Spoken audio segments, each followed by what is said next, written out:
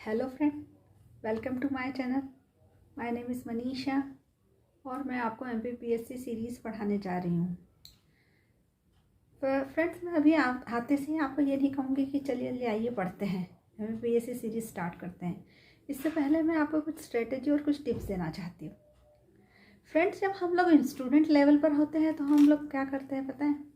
जब हम लोग स्टूडेंट होते हैं तो हम लोग सोचते हैं कि हम मार्केट चले जाएं, ढेर सारी बुक कलेक्ट करके ले आए, बहुत सारी बुक्स हमारे पास आ जाएं, हम लोग पढ़ लें, हम घंटों बैठ के उसे पढ़ें। और हम ऐसे ही करते हैं, हम मार्केट जाते हैं, बुक्स लेके आते हैं, हम बहुत ज़्यादा पढ़ते हैं, इतना पढ़ लेते हैं फ्रेंड्स कि हमारे माइंड में हौच पौच हो जाता है और हमें कुछ लर्न नहीं रहता, हम सब कुछ भूल जाते हैं। फ्रेंड्स, हमें सिलेक्टिव स्टडी करना चाहिए, हमें स्मार्ट स्टडी करना चाहिए। नहीं तो अगर हम सिलेक्टिव और स्मार्ट स्टडी नहीं करते हैं फ्रेंड, तो पता है क्या होता है? जब हम एग्ज़ाम हॉल में जाते हैं तब हम इतने कंफ्यूज हो जाते हैं, क्योंकि हमने इतना ज़्यादा पढ़ा होता है फ्रेंड कि हमको ऐसा लगता है हम क्या करें, हमको कुछ समझ नहीं आता। एक क्वेश्चन देखते हैं, ऑप्शन आने के बावजूद भी हमको याद नहीं रहता कि इसका आंसर क्या होगा। इवन जब हम थोड़ा पढ़ते हैं, सिलेक्टिव पढ़ते हैं फ्रेंड्स, तो क्या होता है कि हम जाते हैं और हमने क्वेश्चन देखा तो हमको आंसर आ जाता है, क्योंकि हमने थोड़ा पढ़ा होता है फ्रेंड्स, वो भी स्मार्ट स्टडी की होती है। इसलिए फ्रेंड्स, हमें स्मार्ट स्टडी करना चाहिए। और फ्रेंड्स, हम लोग क्या करते हैं, 16-16 घंटे पढ़ने का तय कर लेते हैं कि हम 16 आवर्स पढ़ेंगे। फ्रेंड्स, हम एक दिन 16 आवर्स पढ़ लेते हैं, दूसरे दिन हम वो कर ही नहीं पाते। हमारा माइंड इतना थक चुका होता है, वो इतना बोर हो जाता है कि वो बोलता है नहीं नहीं नहीं। ये नहीं कहती कि बहुत सारे स्टूडेंट नहीं करते होंगे, या बहुत स्टूडेंट भी होते हैं ऐसे हैं जो बहुत सारी बुक्स पढ़ के भी जिनको याद रहता है, और जो बिल्कुल रूटीन में इतने इतने आवर्स पढ़ते होंगे। मगर मैं बताती हूँ, हमारा माइंड आइंस्टाइन की तरह नहीं है। हम इतने भी हमारा दिमाग इतना भी तेज़ नहीं है कि हम सभी कुछ पढ़ ले और हमको सब कुछ लर्न रहे। फ्रेंड्स, ये पॉसिबल नहीं है। हमें एक ही रूटीन बनाना चाहिए, डेली रूटीन बनाना चाहिए। 6 to 7 आवर्स पढ़े विदाउट एनी, किसी भी रुकावट के बगैर। हम बिल्कुल हम रेगुलरिटी बनाएं, हम रेगुलर पढ़ाई करें। अगर तो और फ्रेंड्स, हम करते क्या हैं कि हम बहुत सारे बुक्स तो ले आए, हमने इतने इतने घंटे पढ़ना चालू कर दिया, मगर फ्रेंड्स हम इतनी सारी किताबें ले आते हैं, हम एक ही राइटर की एक ही सब्जेक्ट की अलग अलग राइटर की इतनी सारी बुक्स ले आते हैं फ्रेंड्स, कि हम इतने कंफ्यूज हो जाते हैं कि हमने 4-5 किताबें खरीद ली अलग अलग राइटर की एक ही सब्जेक्ट की, और हम उसी को पढ़ना चालू हो गए। फ्रेंड्स, उसके बजाय हमें ये करना चाहिए कि हमें एक ही राइटर की, एक ही सब्जेक्ट की, एक राइटर की एक बुक को ही 3-4 बार अगर हम पढ़ ले फ्रेंड्स, तो हम उसमें सक्सेस हो जाए, हमें वो सब कुछ समझ में आ जाए जो हम समझना चाहते हैं। हम कोई भी तरीके की एग्ज़ाम क्लियर कर सकते हैं अगर हम इस तरीके का काम करते हैं तो। अगर इस तरीके का हम स्मार्ट स्टडी करते हैं तो फ्रेंड, कहा भी जाता है कि सार सार को गही करे, थोता दे ही उड़ाए। फ्रेंड्स, हमें हमेशा सार को ग्रहण करना चाहिए। कोई ज़रूरी नहीं है कि हम घंटों बैठ के पढ़ाई करें।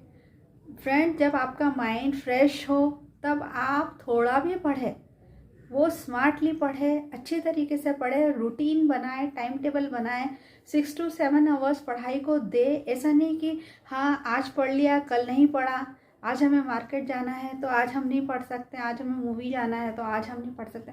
फ्रेंड्स, अगर इस तरीके से करेंगे तो हम बिल्कुल भी क्रैक नहीं कर सकते, कोई भी एग्ज़ाम क्रैक नहीं कर सकते फ्रेंड। इसलिए फ्रेंड्स, और एक बात, हमें अच्छे तरीके से नोट्स बनाना चाहिए। फ्रेंड्स, हमें नोट्स को टाइम देना चाहिए। अगर हमारे पास नोट्स रहेंगे, हम ये सभी जो पढ़ते हैं उनके नोट्स बनाएंगे, तो हम और अच्छा कर सकते हैं, और अच्छी तरीके से पढ़ाई कर सकते हैं फ्रेंड, और हम ज़रूर एग्ज़ाम क्रैक कर सकते हैं। फ्रेंड्स, मैंने बहुत बड़े बड़े टॉपर्स के पढ़ा है, बड़े बड़े टॉपर्स के बारे में पढ़ा है। वो लोग भी यही कहते हैं कि उन लोगों ने जो भी पढ़ा है समझ के पढ़ा है, जो भी पढ़ा है उसकी रेगुलरिटी बनाई है, उन्होंने उस सब्जेक्ट को समय दिया है, वो सब्जेक्ट को समझने के लिए समय दिया है। तो फ्रेंड्स, हम भी क्यों ना ऐसा करें, हम एक शेड्यूल बनाएं, हम कम से कम किताबें लेके आएँ, हम जो भी किताब हो उसे ठीक तरीके से पढ़ें। एक सब्जेक्ट की एक ही किताब रखें, ना कि अलग अलग राइटरों की बहुत सारी बुक्स। तो फ्रेंड्स, इस तरीके का अपना अगर रूटीन बनाया जाए तो हम हमारी एग्ज़ाम को क्लियर कर सकते हैं। फ्रेंड्स चलिए आइए हम MPPSC की फर्स्ट सीरीज स्टार्ट करते हैं। फ्रेंड्स, मध्य प्रदेश सामान्य परिचय। 1 नवंबर 1956 मतलब 1 नवंबर 1956 को मध्य प्रदेश का गठन हुआ। मध्य प्रदेश का गठन पंडित जवाहरलाल नेहरू द्वारा किया गया। पंडित जवाहरलाल नेहरू जो कि हमारे पहले प्राइम मिनिस्टर थे। 1947 में जब भारत आज़ाद हुआ तो पहले प्रधानमंत्री जो बनाए गए वो पंडित जवाहरलाल नेहरू थे। अक्षांकीय स्थिति। फ्रेंड्स, मैं अक्षांकीय स्थिति का भी एक वीडियो बनाऊंगी। अभी देख लीजिए आप अक्षांकीय स्थिति कितनी है मध्य प्रदेश की।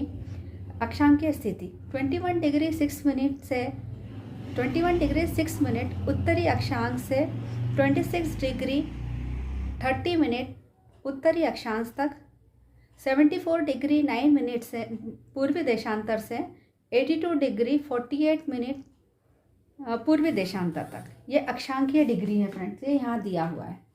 आप चाहे तो नोट कर सकते हैं फ्रेंड, पॉज करके भी आप इसको स्क्रीनशॉट भी ले सकते हैं।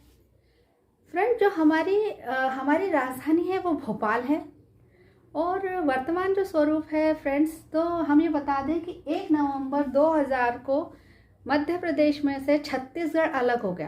पहले क्या था फ्रेंड, मध्य प्रदेश में जो छत्तीसगढ़ था वो सम्मिलित था।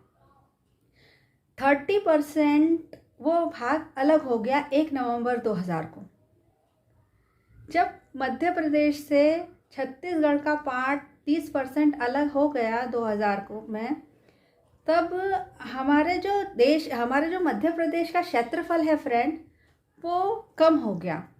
पहले मध्य प्रदेश का क्षेत्रफल 2000 से पहले मतलब 1 नवंबर 2000 से पहले मध्य प्रदेश का क्षेत्रफल होता था फ्रेंड 4,43,446 किलोमीटर स्क्वायर, जो कि बाद में रह गया वो 3,08,252 किलोमीटर स्क्वायर। फ्रेंड, जब वो सम्मिलित था तब ज़्यादा था क्षेत्रफल, और जब वो अलग हो गया तो हमारा क्षेत्रफल कम हो गया। और 16 ज़िले जो थे, जो पहले मध्य प्रदेश में ही थे, वो 16 ज़िले भी छत्तीसगढ़ में चले गए।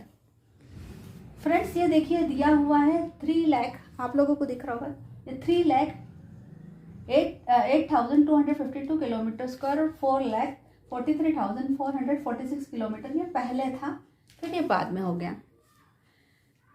फ्रेंड्स, जनसंख्या घनत्व जो हमारा है वो 236 प्रति वर्ग किलोमीटर है। फ्रेंड, जो भाषाएं बोली जाती है वो है हिंदी हमारी राजकीय भाषा है। हिंदी, उर्दू एवं अन्य भाषाएं बोली जाती है फ्रेंड, जो जनसंख्या है मध्य प्रदेश की वो है 7,26,26,809। ये आपको यहाँ दिख जाएगी, 7,26,26,809। ये हमारी जनसंख्या है। अनुसूचित जाति और अनुसूचित जनजाति का भी जनसंख्या का परसेंटेज है, जैसे 15.6% अनुसूचित जाति और 21.1% अनुसूचित जनजाति। ये ना फ्रेंड, जो जनसंख्या है हमारी 7,26,26,809, उसमें पुरुष और महिलाएं, जो पॉज करके देख सकते हैं। फ्रेंड्स, मैं एक और सामान्य परिचय का दूसरा वीडियो भी बनाऊंगी, जिसमें इसका पूरा हम बोर्ड पर, और हम एक टेस्ट सीरीज भी लेंगे। ये पूरा मैं आप लोगों से पूछूंगी भी, सब आपको लर्न भी करना है। हम जो सुन लीजिए और फिर उसको याद भी रखिए आप लोग। साक्षरता दर जो देखा जाए, साक्षरता जो है हमारे मध्य प्रदेश की, वो स्त्रियों के मान से पुरुषों का साक्षरता का प्रमाण जो है वो ज़्यादा है। जैसे 78.7% पुरुष साक्षर है, 59 ये दिया है यहाँ पर 59.2% जो है स्त्रियां साक्षर है, ग्रामीण साक्षरता जो है 63.9% है, और जो नगरीय साक्षरता है फ्रेंड्स वो 82.8% है। इस तरीके से अगर आप लोगों को यहाँ से उतारना है फ्रेंड्स, तो आप अच्छी तरीके से ये आप कॉपी कर सकते हैं, लिख सकते हैं, और नोट्स ज़रूर बनाइए फ्रेंड्स मैं बार बार नोट्स को जोर देती हूँ कि नोट्स ज़रूर बनाइए। फ्रेंड्स हमारे राजकीय जिस तरीके से नेशनल लेवल पे बर्ड्स, एनिमल्स, फ्लावर्स होते हैं, उस तरीके से स्टेट लेवल पर भी ये सब चीज़ें होती है। जैसे स्टेट फ्लावर जो है वो लिली है, स्टेट बर्ड जो है वो दूधराज है, उसे शायर बुलबुल भी कहते हैं, स्काई फ्लैग कैचर भी कहते हैं। और फ्रेंड्स जो वृक्ष है वो बरगद का पेड़ है, बरगद के पेड़ को राजकीय वृक्ष का दर्जा मिला हुआ है। राजकीय नाच जो है फ्रेंड, जो नृत्य है वो राई है। जो नाट्य है फ्रेंड्स, राजकीय नाट्य वो है मांझ। फ्रेंड जो राजकीय चिन्ह है हमारा वो है एक सर्कल बना हुआ है, उसके ऊपर 24 स्तूप बने हुए हैं। अंदर लिखा है मेरा मध्य प्रदेश और नीचे लिखा है सत्यमेव जयते। और फ्रेंड्स उसके अंदर जो बना हुआ है एक बरगद का पेड़, और उसमें जो अशोक स्तंभ पे 3 शेर बने हुए हैं, वो शेर बने हुए हैं वहाँ पर। अब फ्रेंड्स हम हमारे संभाग और हमारे जिलों के बारे में जान लेते हैं। फ्रेंड्स हमारे 10 संभाग हैं और हमारे 55 जिले हैं। फ्रेंड्स विकासखंड जो है हमारे वो 313 है। आइए ये वाले वीडियो का विकासखंड है वो 313 है। जो आदिवासी विकासखंड है वो 89 है। जो नगर है वो 476 है फ्रेंड्स। जो ग्राम है वो 55,393 है। आबाद ग्राम जो है फ्रेंड्स वो यहाँ 52,143 है। जो नगर निगम है वो फ्रेंड्स 16 है। नगर पालिका जो है वो 100 है। ये देखिए फ्रेंड्स दिया हुआ है यहाँ पर विकासखंड, आदिवासी विकासखंड, नगर, ग्राम, आबाद ग्राम, नगर निगम, नगर पालिका, ये सभी दिया हुआ फ्रेंड्स है। नगर पंचायत जो है फ्रेंड्स वो 264 है हमारे यहाँ की नगर पंचायत। ग्राम पंचायत जो है फ्रेंड वो 23 ग्राम है वो 23,040 है। जो जनपद पंचायत है फ्रेंड्स वो 313 है, 313। मैं जिलों के बारे में बता चुकी हूँ। जो जोन है आईजी लेवल के वो 11 है। जो रेंज है फ्रेंड्स डीआईजी लेवल पर वो 15 है। जो कंट्रोल रूम है वो 53 है, ये यहाँ पर दिया है। पुलिस थाने जो है वो 1035 है। पुलिस चौकिया जो है फ्रेंड्स, पुलिस चौकिया वो हमारे यहाँ 562 है, 562। ये आप नोट कर सकते हैं फ्रेंड, ये लीजिए, ये वीडियो में है आगे, ये आप नोट कर सकते हैं पूरा। अब आइए हम हमारे संभाग और जिलों के बारे में देख लेते हैं। सामान्य परिचय का दूसरा पार्ट भी बनाऊंगी फ्रेंड, तो मैं आपको सब ये बोर्ड पे बताने वाली हूँ।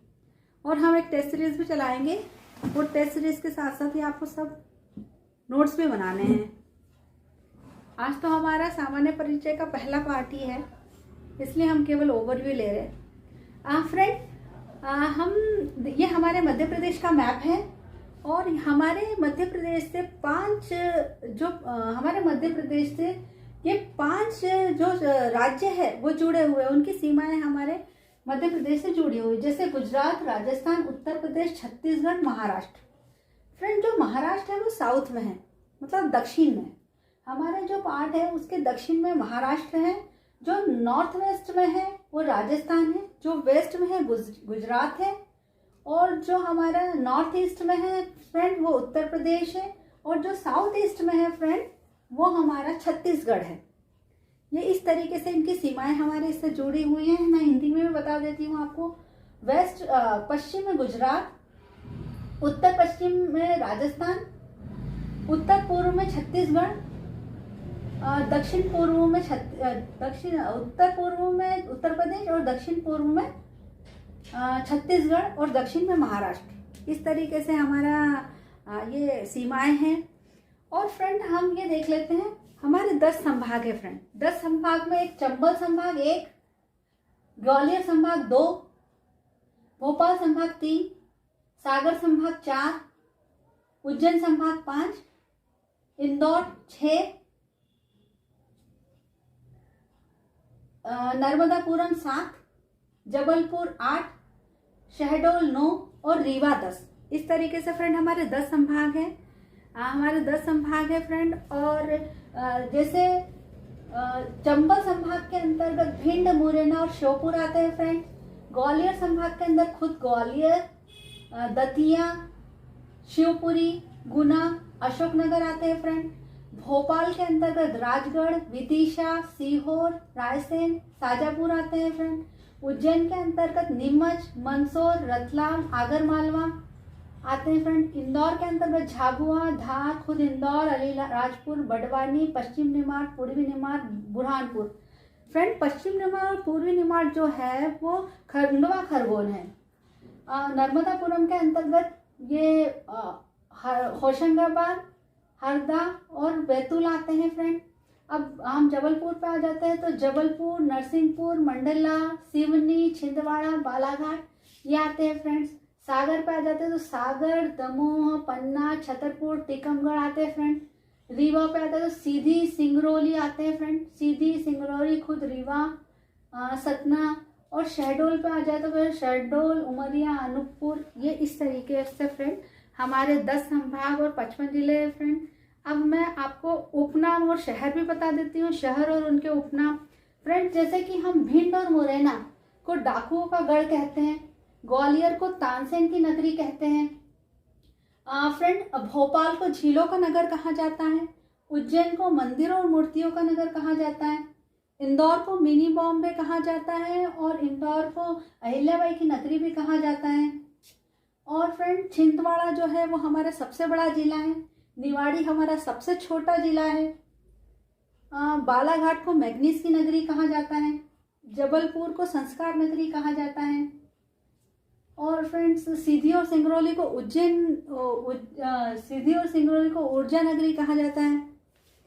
अब फ्रेंड मैं आपको एक और बात बता देती हूँ। जो नॉर्थ से साउथ का जो डिस्टेंस है हमारा फ्रेंड, वो है जो नॉर्थ से साउथ का डिस्टेंस है फ्रेंड हमारा, जो मुरैना से बैतूल तक का जो डिस्टेंस है हमारा, वो फ्रेंड 605 किलोमीटर है। और जो हमारा सिंगरौली से अलीराजपुर तक का डिस्टेंस है फ्रेंड, मतलब ईस्ट टू वेस्ट का डिस्टेंस है फ्रेंड, वो 870 किलोमीटर है फ्रेंड।